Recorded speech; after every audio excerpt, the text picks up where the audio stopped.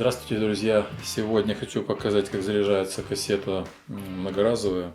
Маленькие советы, как ее зарядить. И вот кто покупает там кинопленку, например, заедает там со временем, еще что-то, можно разобрать и вынуть и сделать свой вариант заправленной кассеты.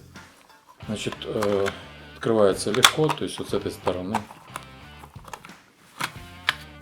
Открываем, здесь сюда мы вкладываем заряженную пленку. Пленка здесь уже, то ли, не помню, какая-то уже использованная.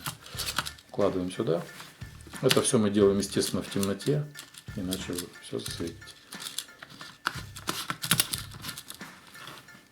За ролик обязательно заводим.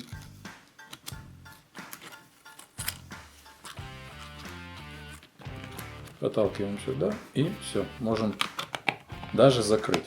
Закрываем полностью, да? Ничего можно не придерживать, ничего страшного не произойдет. Все, закрыли.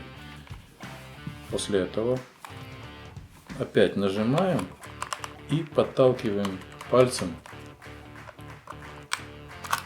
одновременно, чтобы эти части не разделились там, где у нас уже где мы уложили пленку.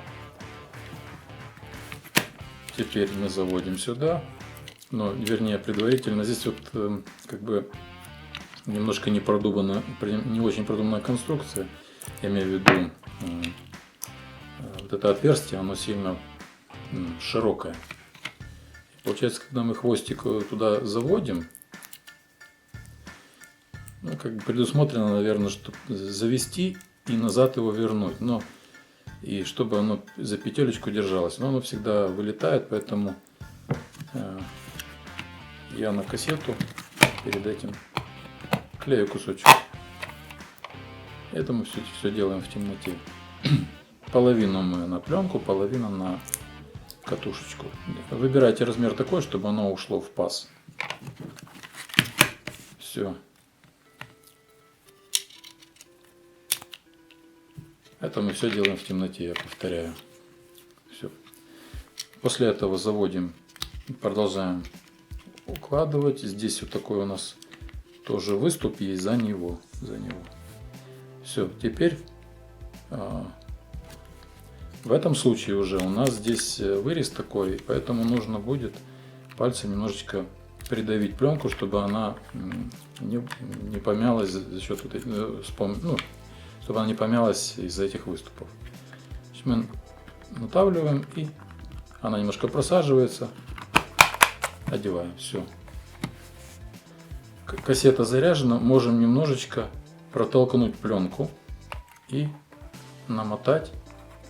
И смотрим, чтобы перфорация проходила. Все. Можем сделать пару моточков. Пленка заряжена. Рекомендую не сюда надписи. Во-первых, когда мы делаем какие-нибудь надписи, у нас идут всякие там утолщения, да, и она может немножечко, каждая доля миллиметра влияет негативно. Лучше отрезать вот такой кусочек изоленты и сзади наклеиваем. Во-первых, мы будем точно знать, что у нас случайно, например, из камеры, когда вынимаем, чтобы она случайно не соскочила вот с этих вот, как предохранитель, в общем. Здесь вы пишете надпись. Там Свема, Кодек или еще что-нибудь. Да? Здесь указываете. И когда кинокамеры имеют два вида загрузки. Либо сзади, либо сбоку. Здесь у нас сзади. Вставляем. Тут не сильно много мы информации можем записать, да, только можем номер кассеты, как вариант можем наклеить сюда надписи, тоже на изоленту. Но я делаю вот так вот сзади. То есть я всегда снимаю, если там, например, забыл, какая у меня. Я нажал, посмотрел, при этом у меня счетчик не сбрасывается ничего. Вот в этом варианте вообще идеально. Это если задней загрузкой. Если у нас с боковой, тоже рекомендую наклеивать, потому что когда мы вынимаем, я же объясняю, что возможно мы тянем и может появиться какая-нибудь щель кассете и засветка произойти, да, какая-то все равно. На открытом солнце случайно, быстро что-то. А так у нас изолента немножко придержит. Мало того, мы можем, не вынимая, тоже прочесть, какая у нас там кинопленка установлена. Все, теперь я хотел показать, как движется пленка, значит, по кассете. Это, конечно, не нужно так делать, это все просто ради эксперимента, ради показать, как, значит, в Super 8 проходит у нас движение пленки. Ну, это просто видео для эксперимента просто. Я немножко буду придерживать здесь пальцем в этом месте. В этом месте я буду придерживать пальцем, потому что пленка может слететь виточек. Ну, примерно так.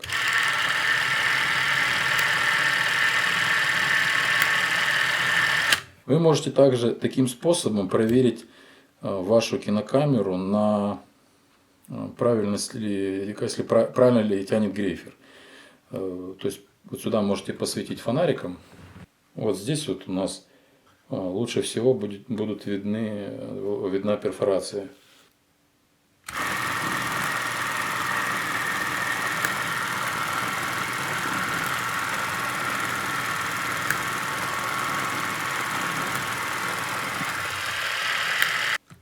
Таким вот образом можете проверить свою кинокамеру на то, что бывает, что этот гриферочек, он там плохо цепляет или еще что-нибудь, или столик. Чтобы вытащить, уже придется не за вот эту тянуть, что вылезет, а вместе за два корпуса, ну как бы за внешний корпус. Значит, бывает, что вот этот столик, он немножечко неправильно настроен, чуть выше, чуть ниже, поэтому нужно будет пересмотреть и попробовать, чтобы, во-первых, кассета вставлялась, и можно вот этими два винтика открутить и чуть-чуть там выше-ниже посмотреть. Ну, то есть, конечно, это оно с завода в принципе отрегулировано нормально, но просто можете посмотреть вот с помощью такого метода, проверить свою кинокамеру на правильность работы.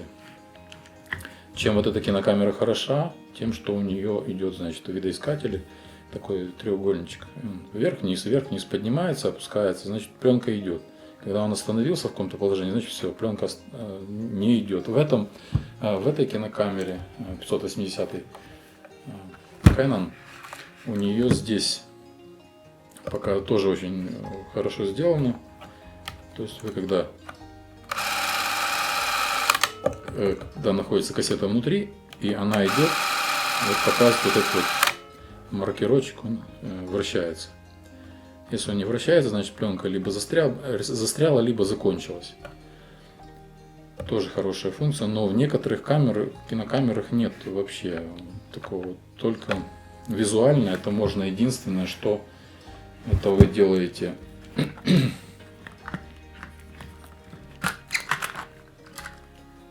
единственный, значит,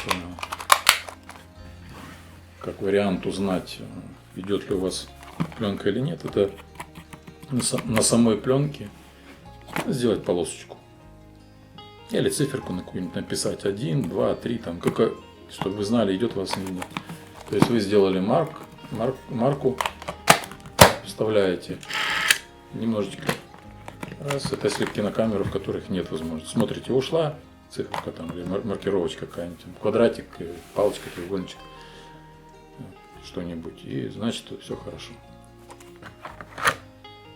Идет камера. То есть вот она идет хорошо.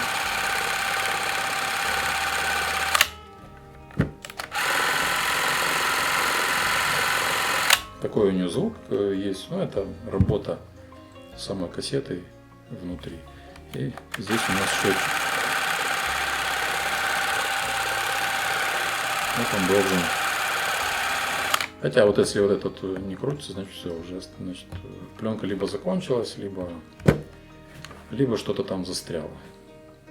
Если это одноразовая кассета, когда вы разбираете, вставляете в темноте, естественно, разбираете кассету. Разбирается она легко. Сейчас покажу. Значит, кассеты вот одноразовые, они разбираются легко. Вот. как я уже показывал, здесь вот маркировочку себе цепляете, как, ну, неважно, сикоси-накоси. Ну, в общем, вот здесь есть два такие выступа.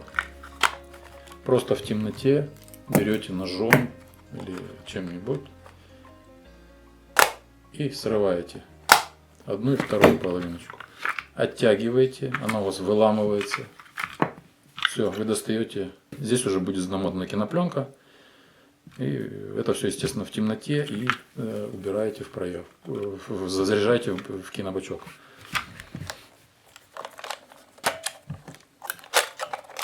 Значит, в многоразовой кассете тоже предварительно все убираете. Перед тем, как ее разбирать в темноте, все убираете лишнее.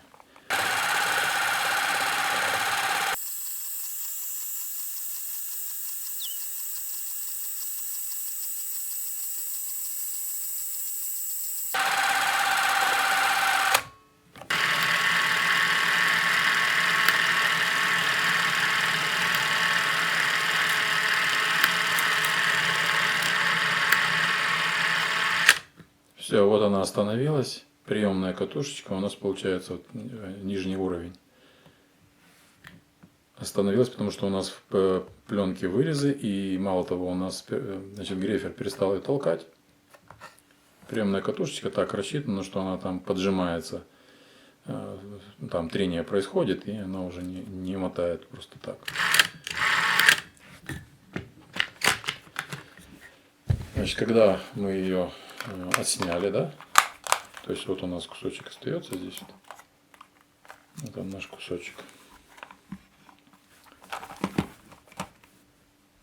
Значит, когда мы ее отсняли в темноте, нажимаем здесь и скрываем.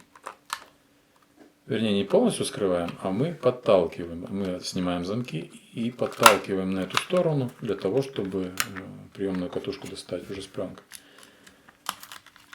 Все, мы в темноте ее просто достаем. Кладем таким вот образом. Можно витки скинуть вниз и начинаем заряжать. Эмульсией наружу.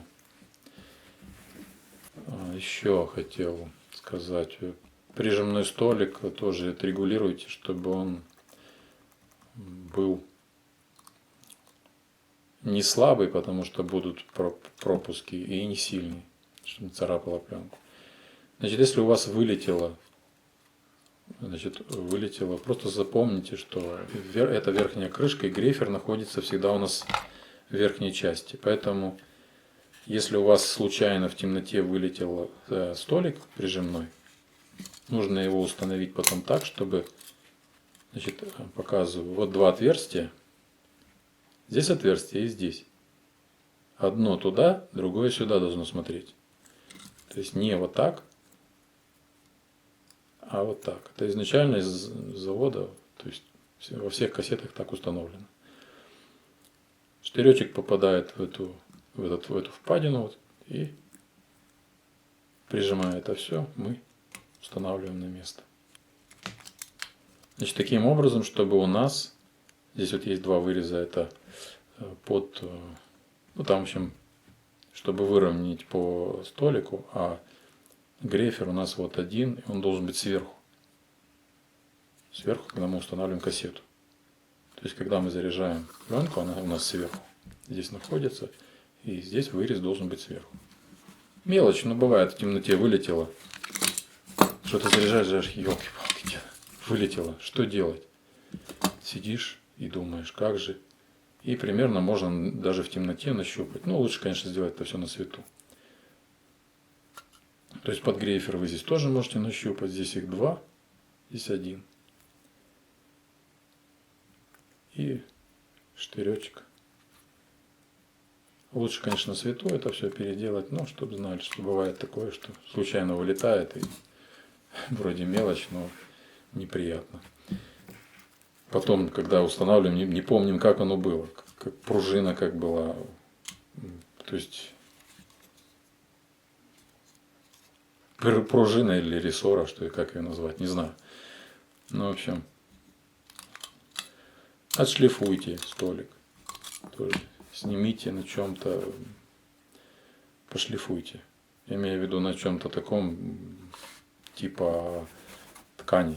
Просто вот шлифуйте, шлифуйте. Не надо ничего там даже. Ну, можно, конечно, чуть зубной пастой намазать, но хотя бы просто пошлифовать. Потому что со временем все равно какие-то окиси, какие-то заусеницы, которые царапают кассету, пленку, которые царапают пленку, просто пошлифуйте. Как и здесь проверьте тоже все вот эти вот заусеницы там, чтобы потом не было этих всех проблемочек маленьких, мелких. Все. Всегда оставляйте, если у вас есть такой вот, значит, катушечка, просто пусть у вас будет в кассете, которую вы уже, естественно, вот этот сардинчик снимете и тоже оставляете там. Кассета была готовая к бою. И смотрите, какая у вас портач, не портач, запоминайте номера свои или пишите. Потому что бывает такое, что как попалась одна кассета, вот она не, ты ее уже шлифуешь, и то есть все равно она где-то пропуски идут или заедает, в общем, тогда и лучше отложить. Здесь вот я немножко такие вот даже небольшие наплывы сделал для того, чтобы немножечко крышечку тут приподнимал, пленку не зажимал. Но сильно этим баловаться не нужно, потому что она ее сильно толкает вот эту часть, и тогда уже приемный тоже может хуже работать. Поэтому тут буквально можно наклеить пару этих вот просто кружочков таких. Все, друзья, спасибо большое за внимание. До новых встреч. Подписывайтесь, кто не подписался. Ставьте лайки. Естественно, дизлайки не обязательно, но так вот. Тем более, если мы в одной семье, это будет не помешать. Спасибо большое. До свидания.